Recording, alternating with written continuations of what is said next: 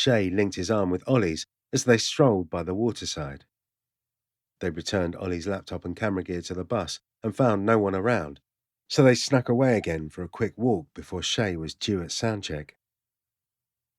"Can't believe me great-great-grandmother was involved in such a love triangle," Ollie hummed.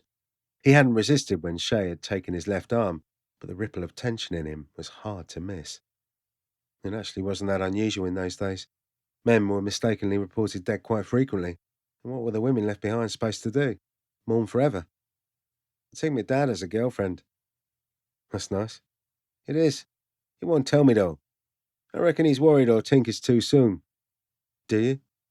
"Nah. My mum will be dead forever. There's no need for him to be lonely." Shay kicked a rock. "I still can't believe my great-great-grandfather was an American GI. "You're quite a mix, eh?" "Yeah, it's weird. I'd never considered so many places could make up one person. And there's more to come, isn't there?" "There is." Shay shook his head. "I feel like a trifle." "Fruity?" "Nah, all mixed up." Ollie laughed. Not for the first time. It took Shay to another planet. "I think that's a line from Birds of a Feather," Ollie said. Shay resisted the urge to nudge him. "Sue me." "Are you rich?" "Only in things that matter."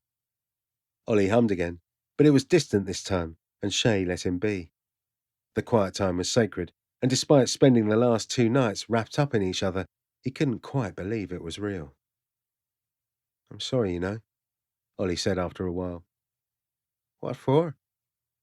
Ollie shrugged. "For dropping my shit on you in the middle of the night. I didn't mean to. Didn't mean to do it then. I didn't mean to do it at all." "Both? Neither? I don't know. I started imagining how it would be if we'd never met, and I figured that would be worse." "I think that's the nicest thing you've ever said to me."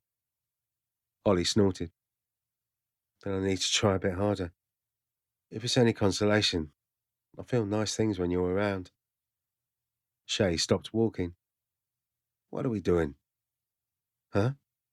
Ollie trailed to a stop too. "What do you mean?" "Don't be obtuse, Ollie." "Obtuse?" "Yeah, I know big words too. It's 6 letters long. I'm not asking for declarations here, mate. I just need to know." "Need to know what?" Ollie snapped, as shadows descended on his gorgeous face like nightmares falling from the sky. "Every thought and flaw before you decide if I'm worth the hassle." "Ollie, don't, just—" Ollie tore his arm free and threw up his arms as if to shove Shay back from him. "Just don't bother. I've told you before. Everything you can't see is a mess, and that's not going to change.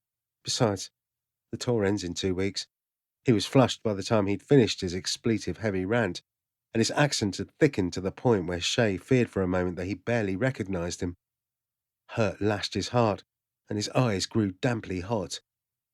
Ollie was going to walk away from him, again, and by doing so, reprove himself right, because nothing would change. "No." Shay made a grab for Ollie. Ollie stepped away. Shay reached for him again, and Ollie backed himself against a tree, the light impact unnaturally loud on the quiet waterside. He sucked in a shaky breath. His cheeks were still stained pink from the tirade that had come from somewhere Shay had never seen.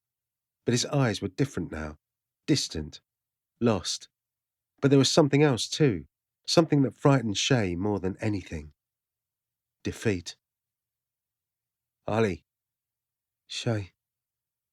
Ollie closed his eyes.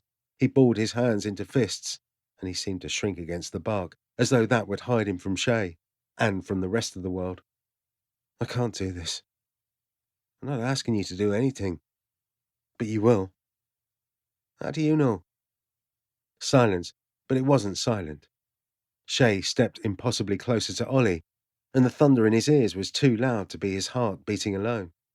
He gripped Ollie's wrists, his fingers sliding under Ollie's coat, and then his ever-present hoodie. Ollie's breath caught, but he didn't wrench his arms free.